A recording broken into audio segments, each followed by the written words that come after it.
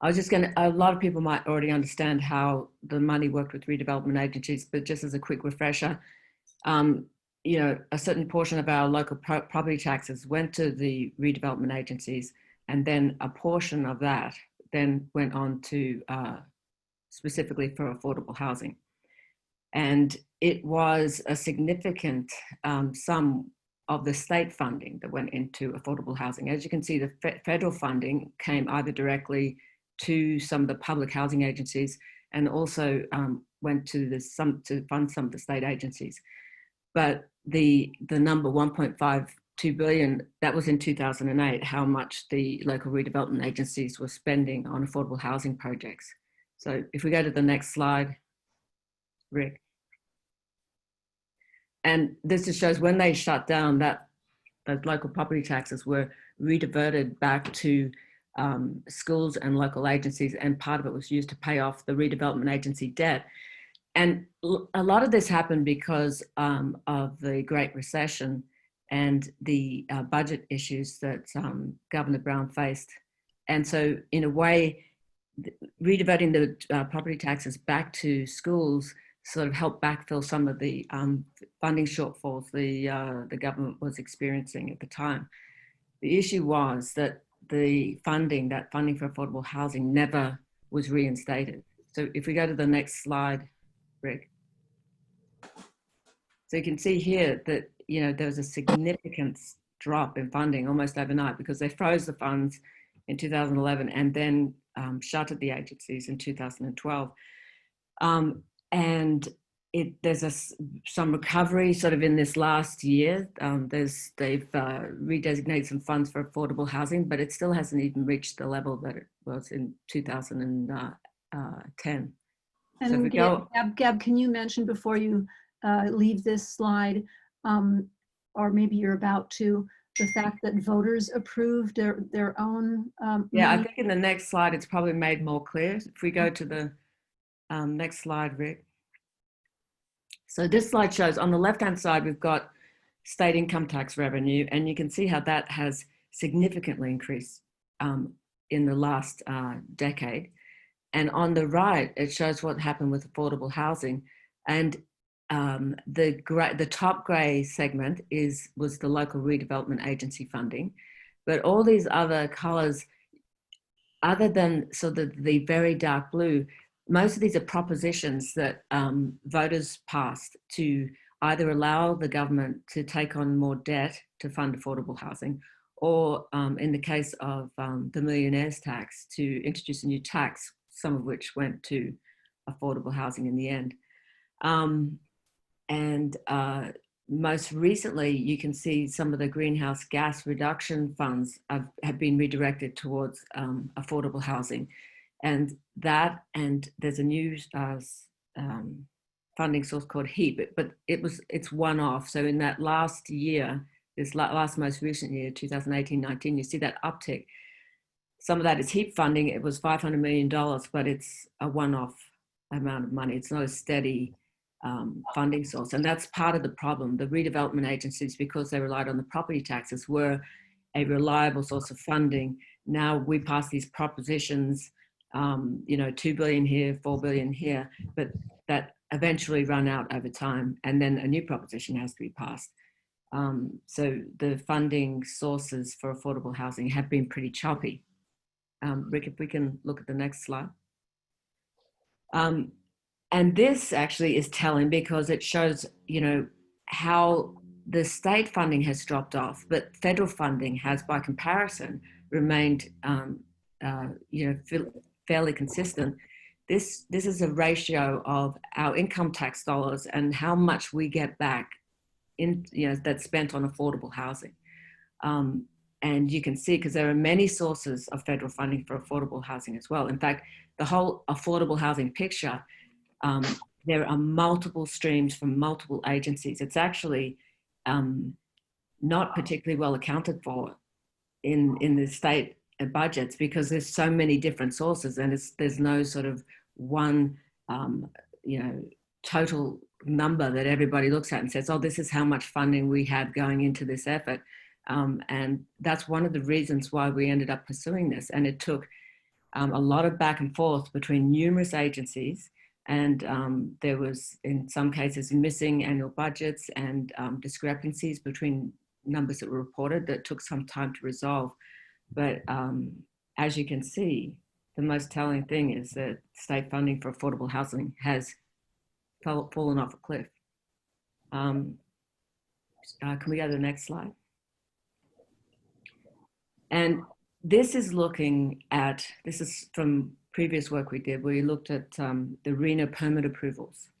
And in this case, I've shown a graph here that's for the 14 most urban counties, which is the lion's share of the permits that are actually approved. But what you can see is that over the last 3 or 4 years, the amount of affordable housing that has been permitted has declined as a ratio of the overall permits, and the above moderate, which is essentially market rate housing, has increased. And if we can see the next slide, Rick. And what's telling about that is that the Department of Housing and Community Development, every so many 5 to 8 years, has this process called the housing element cycle that they engage with local jurisdictions. In my area, it's the jurisdiction is known as ABAG, or the entity that negotiates with HCD is called ABAG. And they determine how much housing is needed in their areas for the next 5 to 8 years. And there's a very rigorous process that they go through. They base it on housing formation rates. They look at demographics. They look at job housing ratios, median income, and they come up with these numbers that are segmented by income. And there's some back and forth between the HCD and, in this case, ABAG. They finalize the numbers, and the jurisdictions are committed to developing the housing that has been set as setting as targets. What's interesting is that for most of these areas, 60% of the housing need is classified as affordable. So that's moderate income housing, low income housing, and very low income housing. And that makes a lot of sense because it's all pegged against the median income. So they could say, okay, 60% of the housing that we need is affordable, 40% is market rate. This picture Somehow here. my microphone doesn't work. Your microphone works fine, Mei Ling. Thank you. Go ahead, Gab. So what this is basically showing is the light green is the targets that have been set for the state. This is the cumulative targets set for the state in this most recent RENA cycle. And the darker green-blue shows how many permits have been issued. And what it's showing here in this 5th RENA cycle is that we have all overshot the runway in terms of market rate housing, but we have fallen way behind on low and very low, and also to a lesser extent moderate income. But the real need is in the low and very low income housing. So it all makes a lot of sense when you realize that, it does take funding to produce the affordable housing. The funding is missing or has been depleted. And in the absence of that, we're building housing, but it's all market rate. So if we go to the next slide, this actually shows new construction of affordable housing over time. This is from data that's collected by the Tax Credit Allocation Committee. And because when affordable homes are built, there's often, they're given certain tax credits to build the housing. So they actually have some of the best information on new construction and affordable housing. And you can see that despite the most recent housing bills that have been passed, not much has happened. And I think that, really there are 2 tools. Well, there's multiple tools, but I'll put them in 2 buckets. There's 2 ways to build affordable housing. One is with funding, and the second one is through incentives. And clearly the incentive route at this stage does not seem to be working, because I think the reality is it is so expensive to build affordable housing, because the land in many of these urban areas of California is so expensive that incentives just doesn't really make it, just doesn't do it justice. Rick, could we look at the, oh, this is actually, unfortunately, this is not going to be a useful chart. All the shading and everything has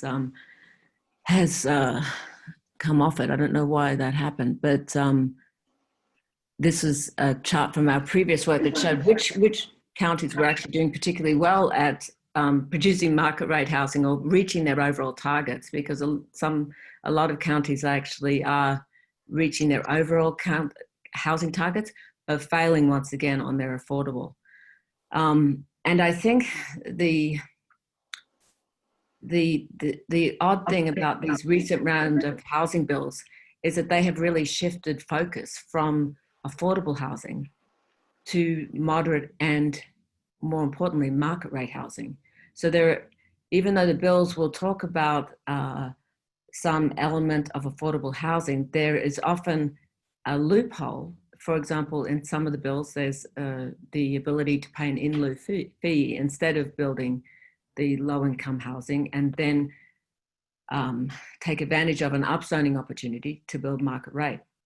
And there's other cases where we had pegged, the state at the moment has it pegged that you can avail yourself of a CEQA fast track if there's 20% of the development is moderate income or below.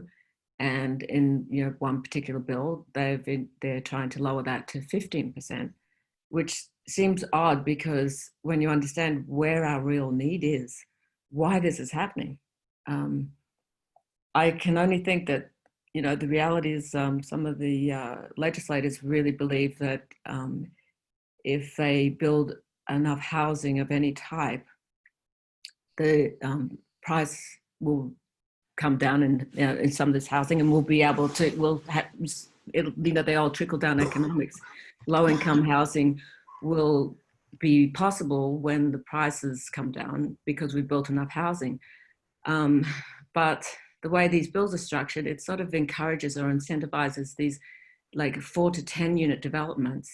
And it's hard to imagine we could ever get to sort of numbers that will bring down the price of low income housing anytime soon.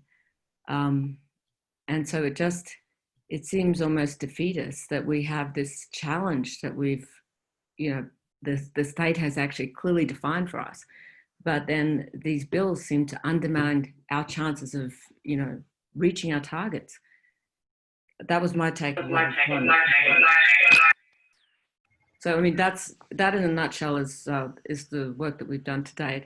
I don't know, Jill, is there something else I should be addressing? Yeah, I think if I do a screen share temporarily, that I have on my screen the colored version of that, so that people can see what you're talking about.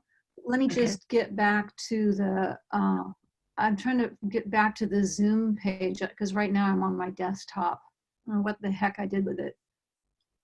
Anyway, everybody keep talking while I try to find it, and then Gab can show everybody the colored version, which is really interesting. Did anybody have any questions related to the data that we shared?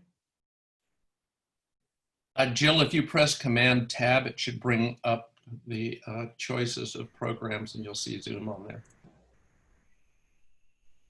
Okay, go ahead. I had a question. Can you hear me? Yes. I had a question because I thought your presentation was very interesting. Thank you. And you're talking about how money was taken after the Great Recession is what was making think about it. Money was taken from the redevelopment agencies who were serving this purpose of providing some of the affordable housing is what I took from your presentation. Mm-hmm. And so now we are more than 10 years out from the 2008, 2009 Great Recession.